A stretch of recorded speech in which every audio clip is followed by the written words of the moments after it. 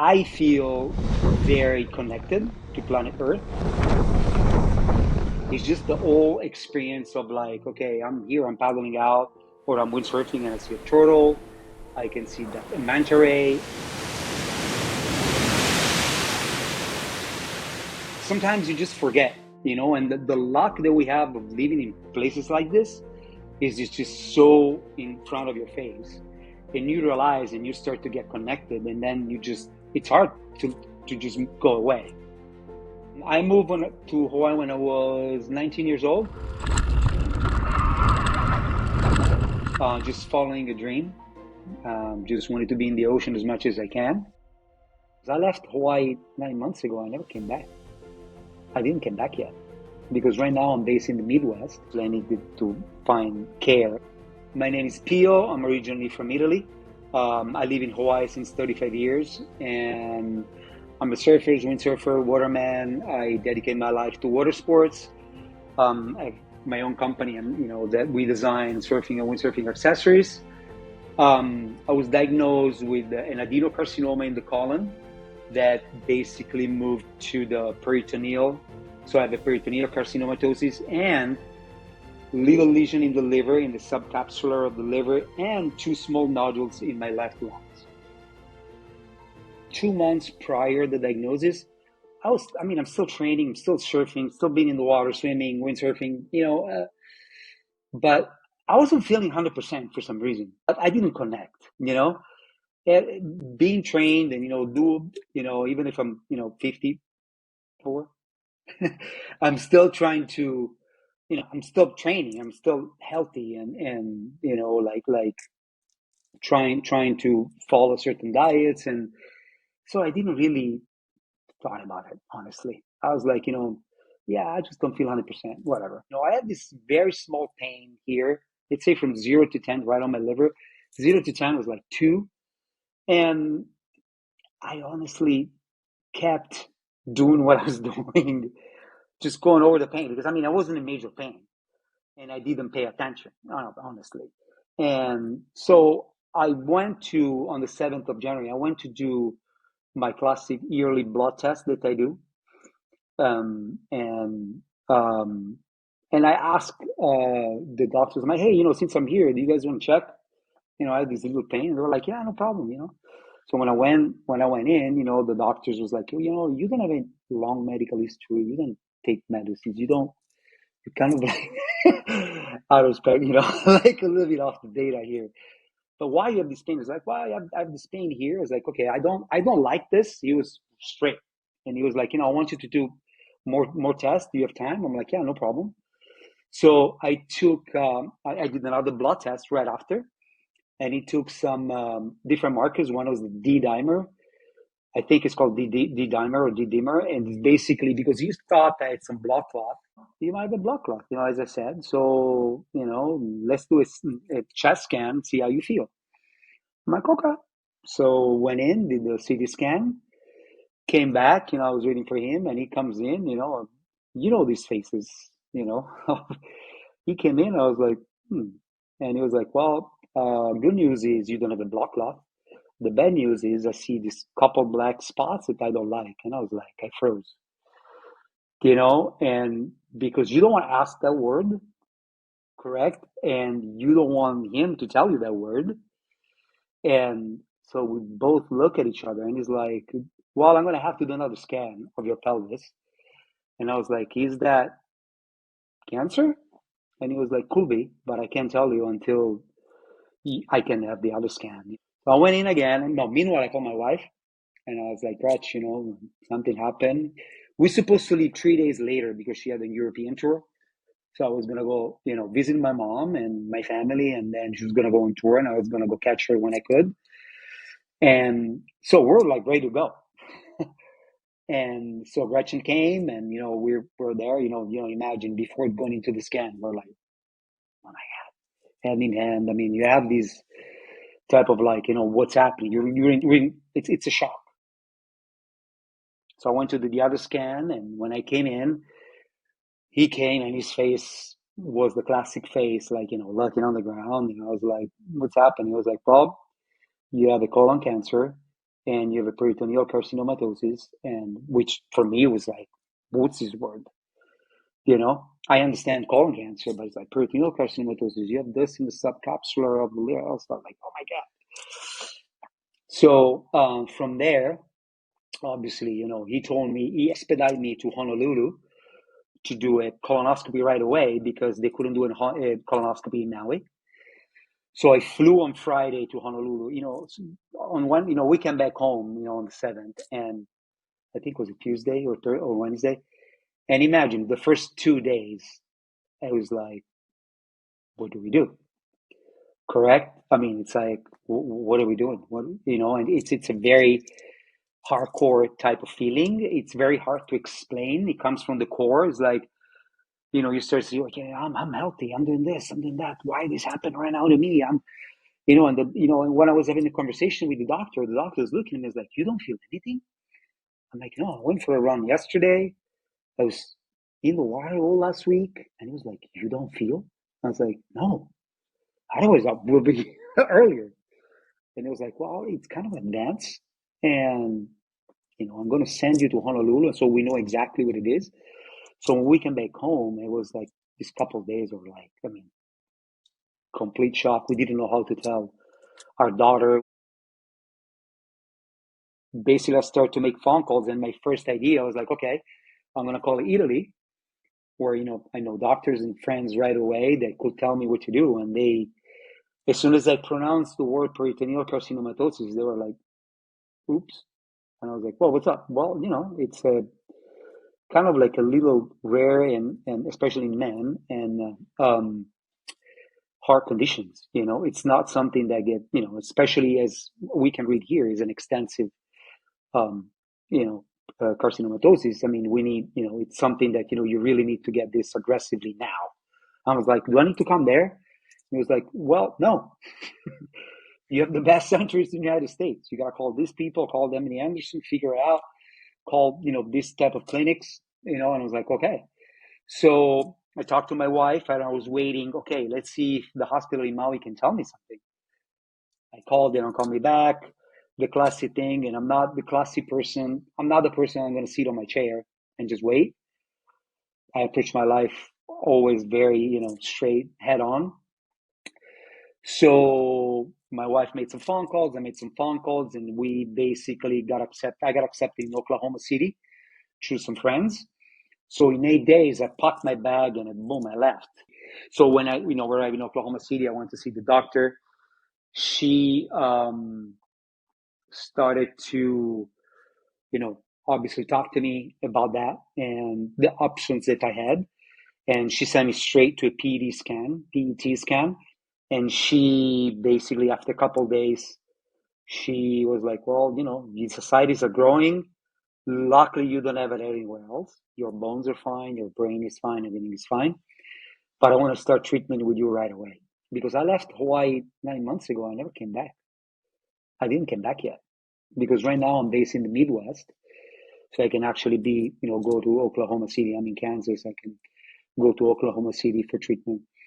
And then after a couple of weeks, I got accepted in MD Anderson, which I'm very grateful.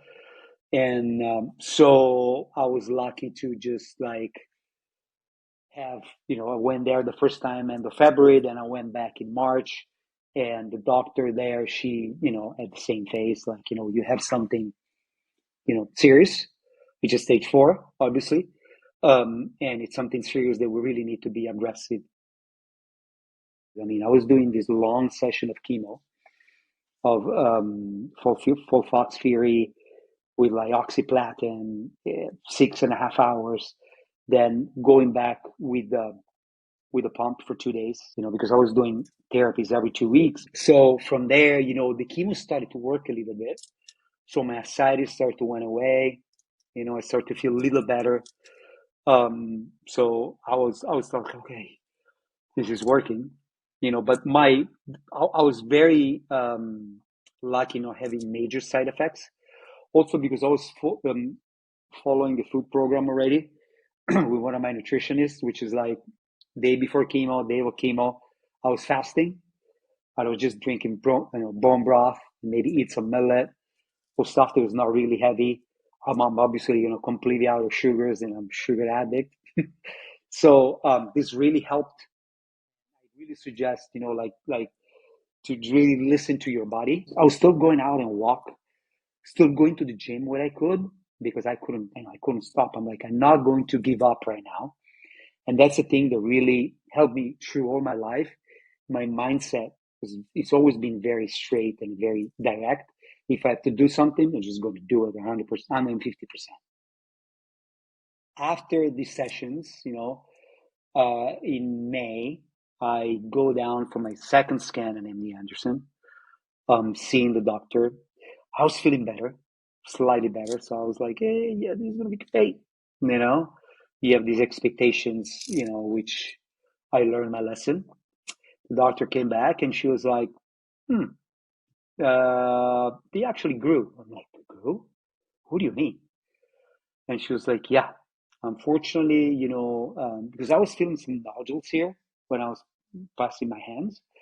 But I was like, but I don't feel these nodules anymore. It's like, well, I can't tell you that. We can go by what you feel with your hands. The thing grew a bit, and I'm a little worried. The therapy didn't work because, my markers were high. And I was like, what do you mean? But I feel better than 2 months ago. I'm like, I understand. You're definitely not in the statistic.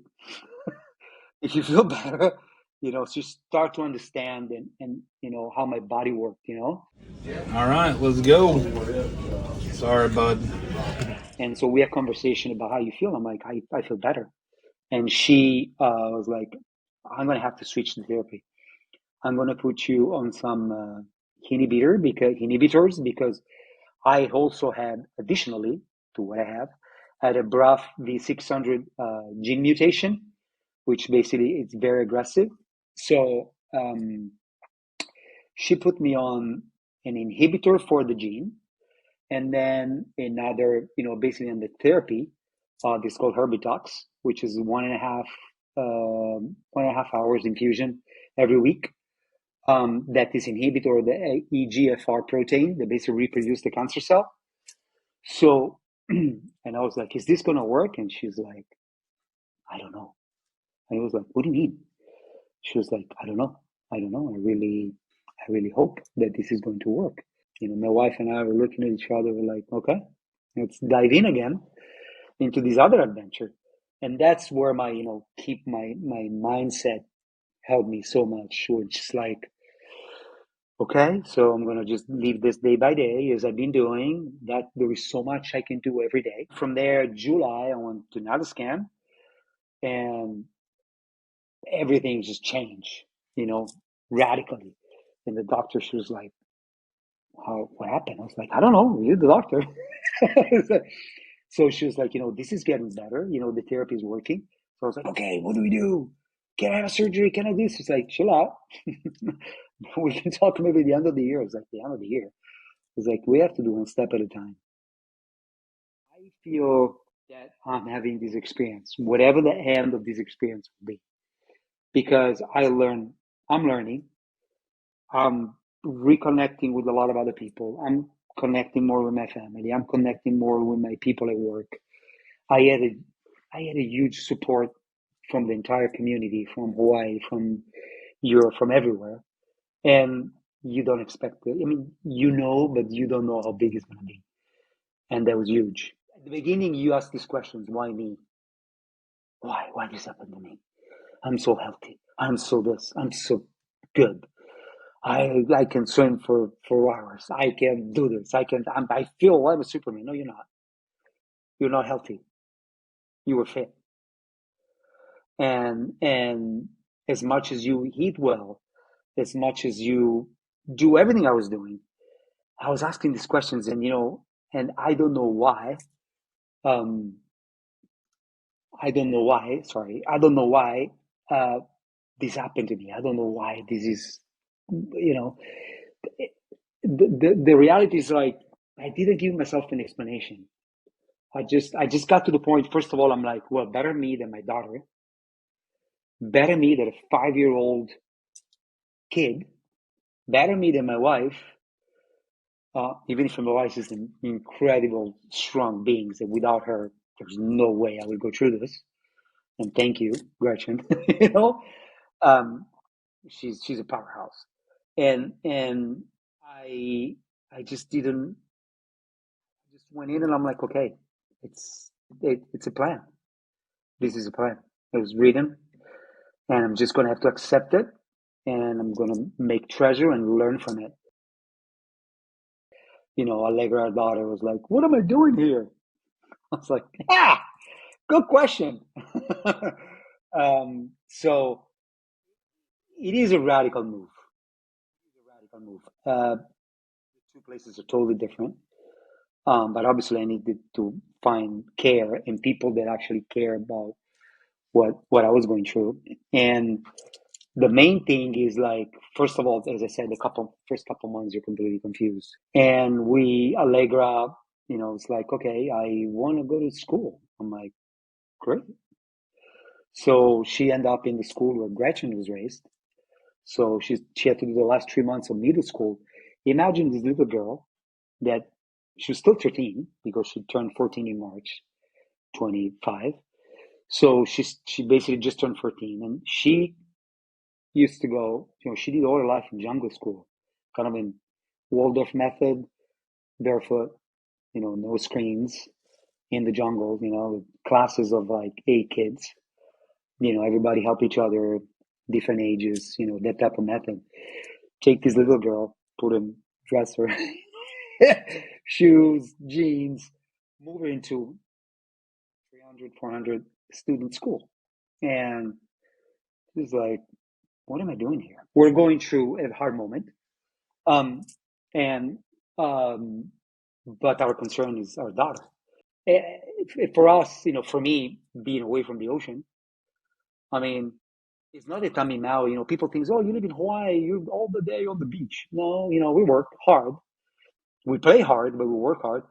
But the beauty of Maui, or living in a place like Maui, is like, oh, there is some waves, or there is whatever wind, or I'm gonna go for half an hour, and come back to my office and work. So something that I didn't have anymore. Obviously, as I said, patience is one thing that I'm trying to teach my daughter, and patience is the thing that you increase every day, and thankful because you're still here, and doesn't matter where you are. You're gonna come. Hawaii is gonna still be there. The ocean's gonna still be there. We're still here. So that's in the let's say the second phase of conversation that we have now. I think the multiple opinions are a must. Honestly, you don't want to just like listen to one person. Not because that person is not good. That's not what I'm saying. But you also need to learn. Luckily, I was already very in tune with my body. I knew already a lot of things, how my body works. So my conversation with my first doctor was like, okay, I was documenting myself, try to understand what this peritoneal carcinomatosis is that everybody was worried about. And then I start to learn and understand that. So I could have a conversation. The reality is that I believe different people, also these people communicate with each other, these different care teams, which is amazing. There's apps, different apps, they communicate, and they share, and all of them have a different way to talk to you. And you learn different things. And plus me, I'm the classic person. I go there with my phone and ask 20,000 questions. So they're like, get out. But because I want to learn, and I want to confront myself and learn, and have them communicate, I believe is a must. You're special. It's not, this doesn't happen to everybody, and it's you special in the good and in the bad way, unfortunately, to have this. And there's a lot to learn. And the main thing, I think, is like to take it head on. Don't get depressed. Don't think that you're not going to make it. I understand at the beginning that's what you think. I thought the same. But then when you get into the groove, just be focused on yourself, and be convinced. I mean, the mind, we're very powerful beings. And my Dr. MD Anderson told me a very, very nice thing. Is like, Pio, there is so much I can do. And I feel we do 50%. The other 50% comes from me. And I was like, I knew it, you know, and and that's the thing is like you have to believe you're at the cellular level, your body, your brain, and when you believe, you feel better. You create oxytocin, you create all these chemical things into your body that makes you feel better. And you need to look for a good support medical team, but you need to believe that you're going to get through this. And what's going to happen, you're going to learn from it. Because I mean, when you go through this, your brain changes a bit. You have this change, this little modification in your system. When I feel, I was helped. Okay, now it's my turn to help. And that will be the turn of this other person to help. And I believe that's humanity and communities.